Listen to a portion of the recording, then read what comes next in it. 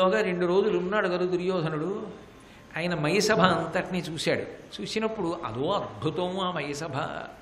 ఒక చోట గోడ లేదనుకుని వెళ్ళి తలకి బొప్పి కట్టేట్టుగా తగిలించుకున్నాడు. ఒక చోట సరోవరం కాదు, అది జలాశయం కాదనుకుని అందులో కాలు వేసి కింద పడ్డాడు, బట్టలు తడిసిపోయాయి. వేరొక చోట స్ఫటికంతో నిర్మింపబడిన గోడ చూసి అది గోడ కాదనుకున్నాడు.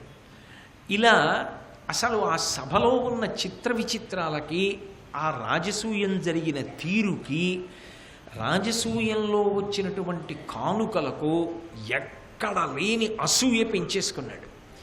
ఎంత అసూయ పెంచుకున్నాడంటే రథంలో తిరిగి వెళ్ళిపోతున్నాడు 3వ రోజున.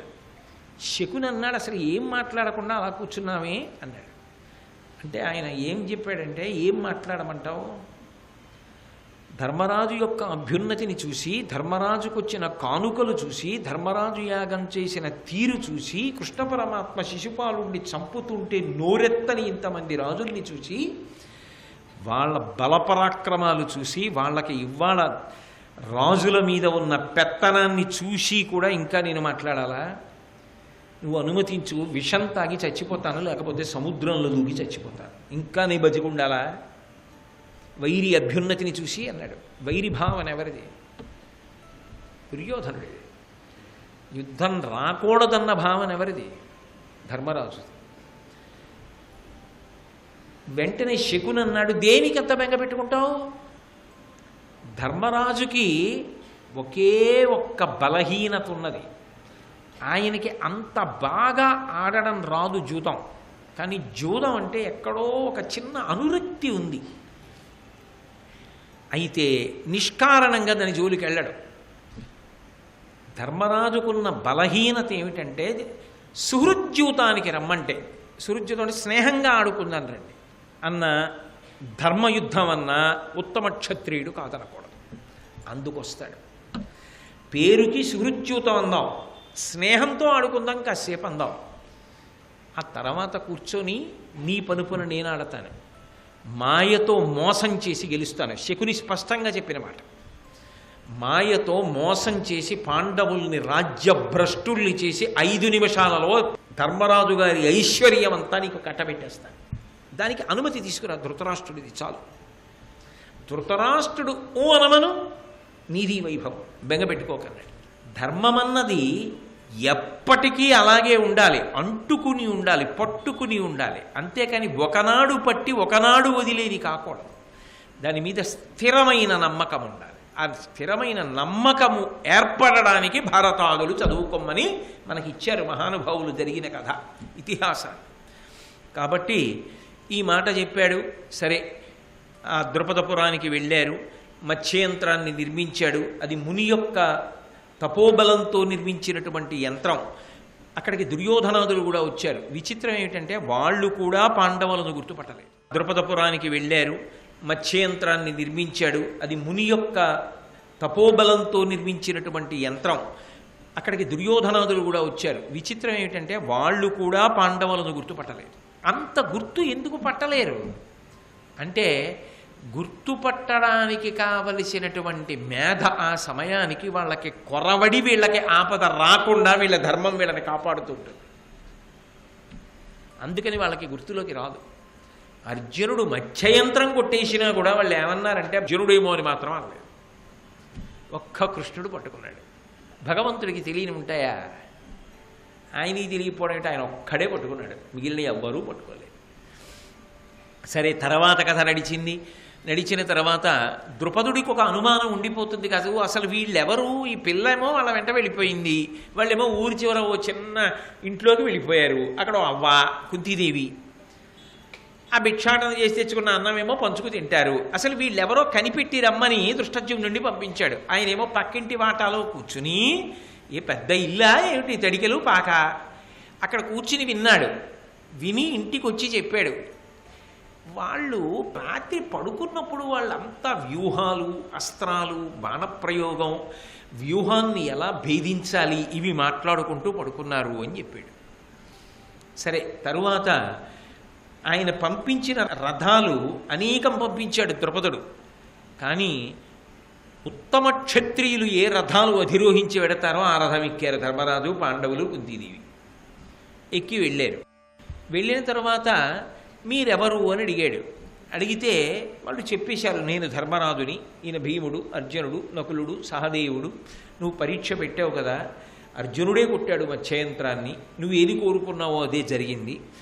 అయితే ద్రుపదుడు ఏం ఆనందపడిపోయాడంటే, అర్జునుడికి భార్య కాగలిగిన పిల్ల నాకు రావాలి కూతురుగా అని కదా కోరుకున్నాడు, అలా జరిగిందిగా, అర్జునుడికి ఇచ్చి పెళ్లి చేస్తాను అనుకున్నాడు. కానీ ధర్మరాజు గారు ఏమన్నాడంటే, ఆమెను మా 5గురికి ఇచ్చి వివాహం చెయ్యాలన్నాడు. ఆయన ఆశ్చర్యపోయాడు. దేనికి ఆశ్చర్యపోయాడంటే, 5గురికి ఒక పిల్లనిచ్చి వివాహం చేయడానికి అసలు కల్పం ఉందా లోకంలో? అలా ఎలా ఇచ్చి పెళ్లి చేస్తాం? అడుగుతున్నవాడు ధర్మరాజు, అడుగుతున్నది పైకి అసలు ధర్మంలా కనపట్టాలా, ఇలా ఎలా పెళ్లి చేస్తాం? అందుకు తలపట్టు కూర్చున్నాడు ఆయన. కానీ తన మీద నమ్మకం అంటారే, తన మీద తనకు నమ్మకం, తన ధర్మం మీద తనకి నమ్మకం. ఆ పద్యం బహుశా ధర్మరాజు గారి తప్ప అన్యులు చెప్పలేరు ఇహ భారతంలో, ఆయన ఒక్కడే చెప్పగలడు. ఆయన ఒక మాట అన్నాడు, నగియును బొంకునందు వచనంబు అధర్మవునందు చిత్తమున్ తగులదు నాకు ఎన్నడును ధర్ము అవశ్యము. అట్లు కావునన్ వగవక మాకు ఏ ఊరకు వారిజలోచన కృష్ణనీతగున్ తగదను నీ విచారముల దక్కి వివాహమొనర్పు మెప్పువన్. ద్రుపద మహారాజా, నీకు ఒక విషయం చెప్తున్నాను. నవ్వుకి కూడా, హాస్యానికి కూడా ఎన్నడూ నా మనసులో అధర్మము అనేటటువంటిది పొటమరించదు. నా వాక్కులో ఎప్పుడూ అధర్మము అనేటటువంటిది చోటు చేసుకోదు. అసలు నా మనసులో అధర్మము అనేటటువంటి దాని యందు ఆలోచన జరగదు. నాకు ఎప్పుడూ కావలసినది ధర్మమే, అవశ్యము. ధర్మము కన్నా ఇంకొకటి నాకు అక్కర్లేదు. నా నోటి వెంట వచ్చింది మా 5గురికి ఇచ్చి చేయమని, కాబట్టి ధర్మమయా, ఇది ధర్మము ఇది అధర్మము అని చెప్పాలి అంటే ఏదో పాండిత్యంతో చెప్పచ్చు. ధర్మ సూక్ష్మమును చెప్పాలంటే మహావిద్వాంసుడైన వాడు తప్ప చెప్పలేడు. దానికి ఒక్కటే తార్కాణం, వ్యాస భగవానుడి కన్నా గొప్పవాడు లోకంలో ఉంటాడా? వేద విభాగమే చేసినవాడు ఆయన. ఇంకా ఆయనకి ధర్మం తెలియకుండా ఉంటుందా? ఆ వ్యాసుడు దగ్గరుండి చేయించిన వివాహం అది. ఇంకా అంతకన్నా ఏం కావాలి? ఈశ్వరుడు యొక్క అనుజ్ఞ మేరకు జరిగినటువంటి వివాహం. దాన్ని మిగిలిన వివాహాలతో కలిపి సమానంగా లెక్క కట్టి పోల్చి మీరు ఎలా తీర్మానాలు చేస్తారు? అదొక ప్రత్యేకమైన విషయం అంతే. కాబట్టి నువ్వు ఏ అనుమానం పెట్టుకోకుండా ఈ వారిజనేత్ర ద్రౌపదీదేవిని మా 5గురికి ఇచ్చి వివాహం చెయ్యి అన్నాడు. ధర్మరాజు గారి మీద ఉన్న నమ్మకంతో కాదు అని అనలేకపోయాడు, అవును అని సాహసం చేయలేకపోయాడు. అప్పుడు వచ్చాడు వ్యాసుడు. వచ్చి అనేక విషయాలు చెప్తూ ఒక అద్భుతమైన మాట అన్నాడంటే, ధర్మరాజు యొక్క శీల వైభవానికి పరాకాష్ట. వ్యాసుడంతటి వాడు పూర్వం ఒకసారి కితాబుని ఇచ్చాడు ఆ స్వయంవరానికి బయలుదేరుతున్నప్పుడు. మళ్ళీ ఇప్పుడు చెప్తున్నాడు, ధర్మతత్వజ్ఞుడి ధర్మతను జుండు ధర్మ మార్గం వేల తప్ప పలుకు దేవతామూర్తి దేవి మాధవి ఏలతా నిరుంగక అనృతంబు పలుకు వీరల పల్కులు వేల్పుల మతమును ఒక్కండకావున నుండు దక్కి ఈ ఏవురకు కూతునిచ్చి వివాహంబు కావింపు మరి దీనికల తెరంగు వినగ ఇష్టమేని వినుమని ద్రుపదు చేయూది ఇంటిలోని కొనర నరిగితాను అతడు ఏకతమున నుండి వానికంతయును చెప్పతొడగే ధర్మవిధుడు. అసలు ధర్మతత్వజ్ఞుడైనటువంటి ధర్మరాజు గారి నోటి వెంట ఈ మాట వస్తుందా ధర్మం కాకపోతే? అదొక్కటి ప్రమాణం తీసుకో ద్రుపద మహారాజా. ఇది వచ్చింది ఈ మాట, 5గురికి ఆ పిల్లనిచ్చి వివాహం చేయి అన్నాడంటే నా నోట అనృతము రాదు అని చెప్తున్నాడు అంటే సామాన్య వ్యక్తి కాదు చెప్తున్నవాడు ధర్మరాజు. కాబట్టి ధర్మమే. అదే చిన్న విషయం కాదు, ఒక్క పిల్లని 5గురికి ఇచ్చి పెళ్లి చేయడం. ఆయన అన్నాడు కాబట్టి ఇవ్వచ్చు అంటున్నాడంటే ఎంత ధర్మతత్వజ్ఞుడై ఉండాలి ధర్మరాజు, ఎంత ధర్మమూర్తి అయి ఉండాలి. అంటే వ్యాసుడు అంతటి వాడంతటి కితాబిస్తాడా? కాబట్టి అంతటి మహానుభావుడయా మహాతల్లి కుంతీదేవి, ఆవిడ నోటి వెంట మీ 5గురు పంచుకోండి అన్న మాట వస్తుందా? కుంతీదేవి విషయంలో దేవతలు ఆమెకు ఏ వరం ఇచ్చారో ద్రౌపదికి వరములే మాటలుగా వీళ్ళ నోటి వెంట వచ్చాయని గుర్తుపట్టు. ఏమిటి దేవతల వరం? ఎందుకు ద్రౌపదీదేవిని 5గురు పెళ్లి చేసుకోవాలి? అలా పరమేశ్వరుడు ఎందుకు ఏర్పాటు చేశాడన్న విషయాలు తెలుసుకోవాలనుకుంటున్నావా? వాళ్ళు ఎదురుగుండా అక్కర్లేదు, లోపలికి రా, నీకు చెప్తానని చెయ్యి పట్టుకుని లోపలికి తీసుకెళ్ళి పంచేంద్రోపాఖ్యానము, పతివ్రత కథ ఇవన్నీ చెప్పి అందువలన ఒక ప్రత్యేక కారణానికి ఈమె ఈ 5గురికి భార్య అవుతుందని చెప్పి 5గురికి ఇచ్చి వివాహం చేశారు. అలా పాండవులు ఏ బంధుబలం కోసం ఎదురు చూస్తున్నారో ఆ బంధుబలాన్ని పొందారు. ఇప్పుడు ఎంత ఓర్పు పడితే పొందారు, ఎంత కష్టపడితే పొందారు. ఇప్పుడు ద్రుపద మహారాజు మామగారు అయ్యాడు, దృష్టద్యుమ్నుడు బావమరిది అయ్యాడు, ద్రౌపదీదేవి భార్య అయింది. ఏ ద్రౌపదీదేవి కోసం దుర్యోధనుడు, కర్ణుడు, శకుని, శల్యుడు ఇంతమంది ప్రయత్నించారో వీళ్ళెవ్వరూ దక్కించుకోలేకపోయారు. ఆమె పాండవులకే ఇల్లాలైంది. ఆవిడ వలన కదా కథంతా నడవాలి. అసలు ఆ అభ్యున్నతి కానీ ఆ కురుక్షేత్రం కానీ దానికి అంతటికీ మూల కారణం ఆవిడే అవ్వాలి. ఆవిడ ద్వారా జరగాలి. మహాతల్లి అయోనిజగా వచ్చింది ద్రౌపదీదేవి అంటే ఆవిడ పేరెత్తితే పాపాలు పోతాయి, అంతటి మహాపతివ్రత. దుర్యోధనుడు పందెం ఉండేటట్టు, శకుని జూదం ఆడేటట్టు, ధర్మరాజు గారు అవతల పక్షాన ఉండి అందులో పాల్గొనేటట్టు. ధర్మరాజు గారు ఆ ద్యూత క్రీడకి సంసిద్ధుడయ్యాడు. యువతల వైపు శకుని కూర్చుని ఉన్నాడు. మహాభారతంలో అనేక చోట్ల సుస్పష్టంగా కనపడుతుంది. శకుని చెప్పుకున్నాడు, నాది కపటద్యూతం, నా ముందు ధర్మరాజు గారు నిలబడలేడు, నేను కపటద్యూతంతో వాళ్ళ యొక్క సమస్త సామ్రాజ్య లక్ష్మిని హరించి తెచ్చి దుర్యోధన నీకు ఇస్తాను అని చెప్పి ప్రమాణం చేశాడు. అందుకే అందులో ఇక శకునిది మాయాద్యూతం కాదు అని చెప్పడానికి కానీ, అతను కపటం లేకుండా ద్యూతమాడి ధర్మరాజు గారిని ఓడించాడు అని చెప్పడానికి కానీ అసలు ఆధారము కోసం వెతకవలసిన పని లేదు. ఎందుకంటే ఆ మాట స్వయంగా అనేక పర్యాయాలు శకునే అన్నాడు కాబట్టి అది ఖచ్చితంగా కపటద్యూతమే. కపటద్యూతంలోనే నేను హరించి ఇస్తాను అని చెప్పాడు. పాచికలు శకుని దగ్గర ఉన్నాయి. అవి ప్రత్యేకంగా పూజించి తీసుకురాబడినటువంటి పాచికలు. ఎందుకంటే ఆయన చెప్పినట్టుగా వినాలి, అది కపటద్యూతం. అందుచేత శకుని చేతిలో పాచికలు ఉన్నాయి కాబట్టి మొట్టమొదట దుర్యోధనుడు పందెం ఉంటాడు. ఏమని అంటే అమూల్య రత్నాలతో చేయబడినటువంటి చేతి కంకణములను మొట్టమొదట పందెంలో పణంగా ఉంచాడు. దానికి ప్రతిగా ధర్మరాజు గారు సముద్రపు యొక్క సుళ్లలో పుట్టినటువంటి ఉత్తమ మణులతో కూడుకున్నటువంటి హారములను పణంగా వడ్డాడు. శకుని పందెం వేశాడు, గెలిచాడు కాబట్టి ధర్మరాజు గారు పణంగా పెట్టినటువంటి ద్రవ్యం అంతా కూడా దుర్యోధనుడికి వెళ్ళిపోయింది. శకుని గెలిచాడు కాబట్టి పాచికలికి ధర్మరాజు గారి చేతిలోకి వెళ్ళే అవకాశం లేదు. అప్పుడు మొదలైనటువంటి ఆ ద్యూతంలో ఎప్పుడూ పాచికలిక ధర్మరాజు గారి చేతికి వెళ్ళాల. గెలవడం శకుని వంతు, పందెం వడ్డడం ధర్మరాజు వంతు. అది ఏకపక్షంగా సాగిపోయింది. అలా వేల కొలది బంగారు హారాలతో కూడుకున్నటువంటి కొన్ని వేల కుండలు ఉన్నటువంటి భాండాగారములన్నిటినీ ఒడ్డాడు. ఒకటో రెండో కాదు, కొన్ని వేల బంగారు హారములు కుండలలో పెట్టబడి ఉంటే అటువంటి కుండలు కొన్ని వేలు తీసుకెళ్ళి ఒక్కొక్క చోట పెడితే అటువంటి భాండాగారముల యొక్క సమూహాన్నంతటినీ పణంగా ఒడ్డాడు. శకుని పందెం వేశాడు, ధర్మరాజు ఓడిపోయాడు.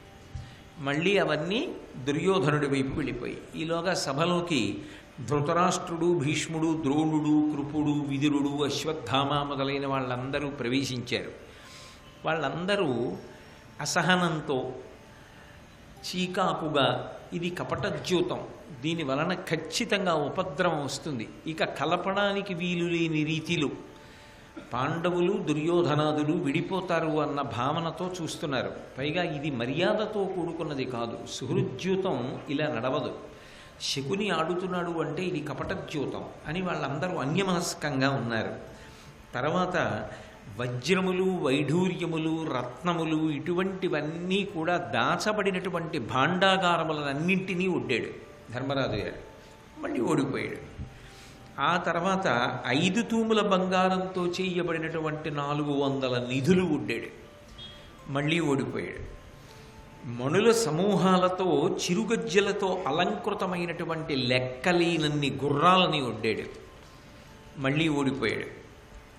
బంగారు కవచాలతోటి, నడుముకు బంగారు మోకులతోటి, మీద పరిచే బంగారు చిత్ర కంబళాలతో కూడుకున్నటువంటి మదపుటేనుగుల యొక్క సమూహాల్ని పణంగా ఒడ్డాడు. ఓడిపోయాడు. శ్రేష్టమైనటువంటి రత్నములు ధరించినటువంటి కొన్ని వేల మంది స్త్రీలను ఒడ్డాడు. ఓడిపోయాడు. అవతల వైపు దాసీలుగా వెళ్ళిపోతారు.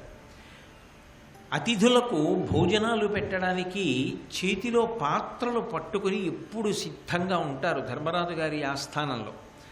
అటువంటి వాళ్ళని 1,00,000 మంది సేవకుల్ని చేతిలో పట్టుకున్నటువంటి బంగారు పాత్రలతో కలిపి ఒడ్డాడు. మళ్ళీ ఓడిపోయాడు.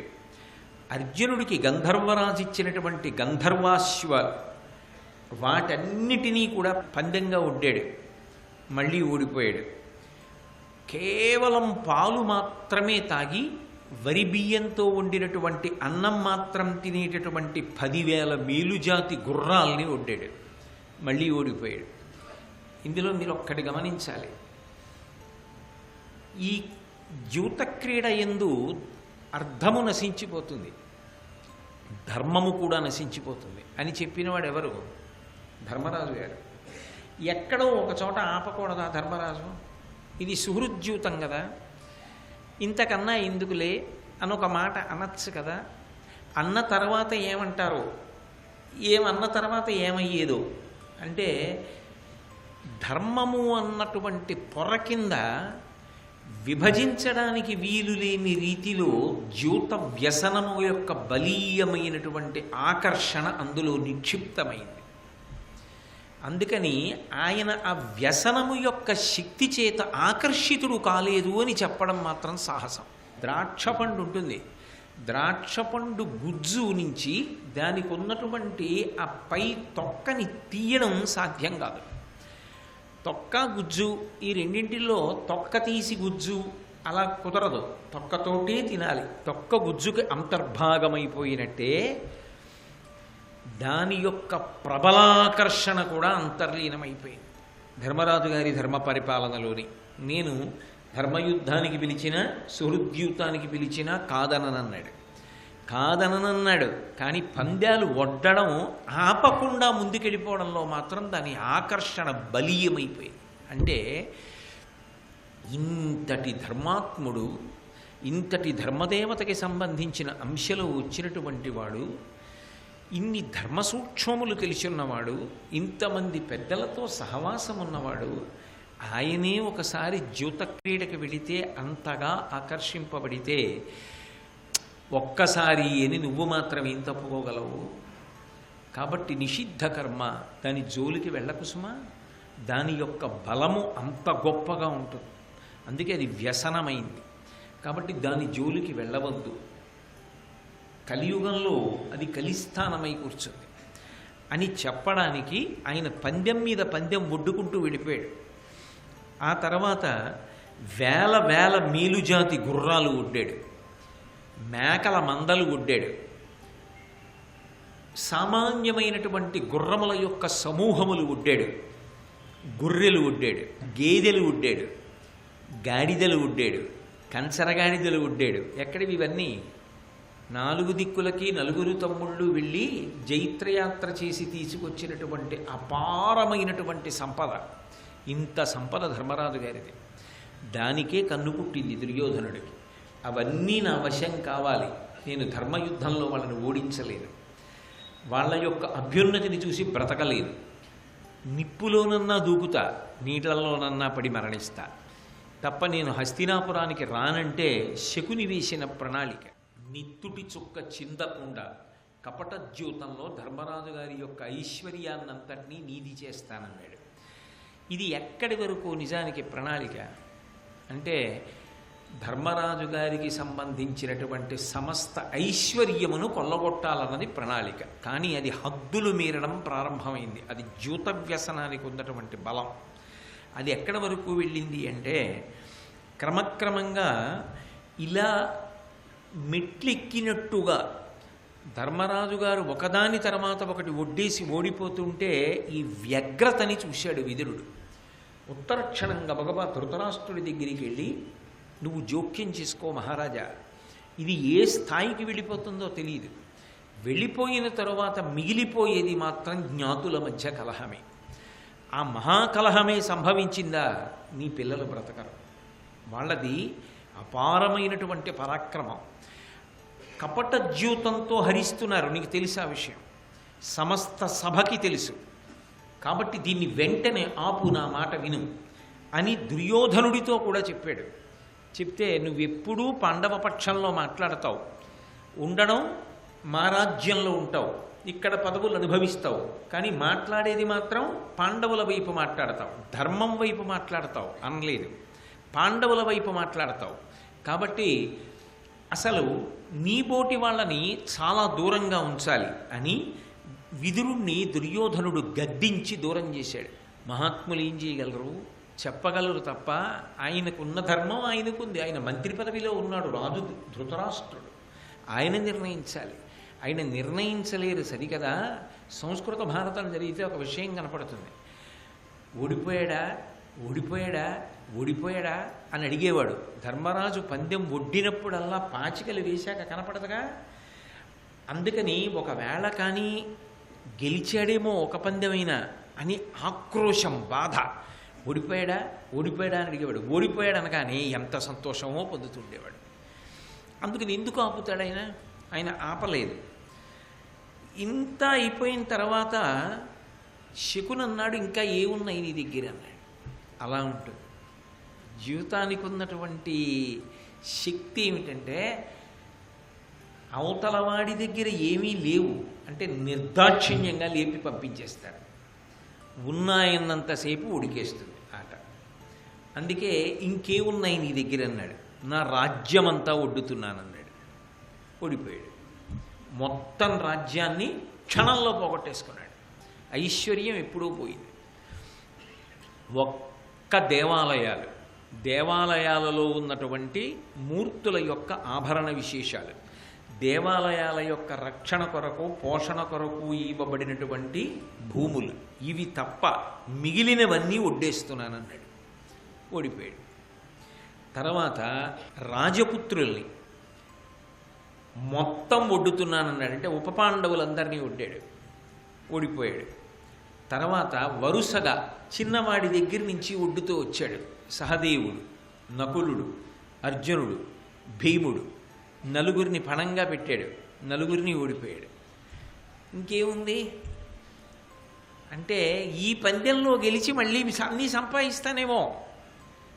అదొక గొప్ప వ్యసనం, దాని ఆకర్షణ బలం అటువంటిది. నన్ను నేను ఒడ్డుకుంటున్నాను అన్నాడు. ఓడిపోయాడు. ఇప్పుడు అక్కడతో అయిపోయింది. ఇది మీరు చాలా జాగ్రత్తగా గమనించాలి. ఇక్కడ ధర్మం జోక్యం చేసుకుంటాం. ధృతరాష్ట్రుడు జోక్యం చేసుకోవాలా, భీష్మద్రోణులు జోక్యం చేసుకోవాలా, కానీ బాధపడుతున్నారు. చిత్రం ఏమిటంటే శాశ్వతమైనటువంటి ఆంతరం ఏర్పడాలి. ఇద్దరి మధ్య ఇక కలపడానికి వీలు లేనంత అగాధం ఏర్పడిపోవాలి. ఏర్పడితే తప్ప మహాయుద్ధం జరగదు, జరిగితే తప్ప అధర్మం నశించదు, నశించితే తప్ప ధర్మం నిలబడదు. అందుకే ఉండవలసిన ఇద్దరు సభలో లేరు. వ్యాసుడు లేడు, కృష్ణుడు లేడు. వాళ్ళిద్దరే గతి తిప్పగలిగిన వాళ్ళు, వాళ్ళిద్దరూ లేరు సభలో. కాబట్టి ఇప్పుడు 5గురు ఆయన వశమైపోయారు. సభలో ఉన్నటువంటి వాళ్ళు దుర్యోధనుడు, కర్ణుడు, సైంధవుడు, దుశ్శాసనుడు ప్రకటనంగానే బాగా నవ్వుతూ ఆనందపడిపోతున్నారు. వీళ్ళు రాజసూయ మహాయాగానికి వెళ్ళినప్పుడు అంత సత్కరించి గౌరవించాడు ధర్మరాజు. ఆ ధర్మరాజు ఐశ్వర్యం అంతా నశించిపోతుంటే వీళ్ళు సభలో కూర్చుని నవ్వుతున్నారు. ఏ సైంధవుడు స్వయంగా బావగారు అవుతాడు. దుర్యోధనాదుల చెల్లెలు దుస్సల యొక్క భర్త అయినా పాండవులకు కూడా బావగారేగా. ఆ సైంధవుడు, కర్ణుడు, దుర్యోధనుడు, దుశ్శాసనుడు వీళ్ళందరూ పరమ సంతోషంతో నవ్వుతున్నారు. అది సుహృద్యూతం అయితే అలా నవ్వుతారా? ఎంత కపటం లేకపోతే, ఎంత కుట్ర లేకపోతే అవతల వాళ్ళని కేవలం మేము కట్టినటువంటి సభామంటప గృహప్రవేశానికి ఆహ్వానం చేస్తున్నామని పిలిచి సుహృద్యూతం ఆడదామని ఇటువంటి పని చేశారు. అయితే మీరు ఇక్కడ ఒక్క విషయాన్ని గమనించాలి. అసలు దుర్యోధనుడికి సంబంధించినటువంటి ప్రణాళిక ఏదైతే ఉందో అది ఇక్కడతో పూర్తయిపోయింది. ఎందుకంటే పాండవులకు సంబంధించినటువంటి సమస్త ఐశ్వర్యము ఎవరిది? దుర్యోధనుడిది. పాండవుల రాజ్యమంతా ఎవరికి వెళ్ళిపోయింది? దుర్యోధనుడికి వెళ్ళిపోయింది. పాండవులు తలెత్తి తిరగబడి యుద్ధం చేస్తారా? చెయ్యరు. ఎందుకంటే వాళ్ళ నలుగురిని పణంగా పెట్టేశాడు, తనని తాను పణంగా పెట్టేసుకున్నాడు. కాబట్టి ఇప్పుడు 5గురు ఎవరికి దాసులైపోయారు? కౌరవ దాసులైపోయారు, దుర్యోధనుడి యొక్క సేవకులైపోయారు. అయిపోయారు కాబట్టి ఇక జీవితాంతం వాళ్ళు ఏం చేయాలి? చెప్పిన మాట విని పడి ఉండాలంతే. శ్రీ ఉమామహేశ్వర పరబ్రహ్మార్పణమస్తు. స్వస్తి.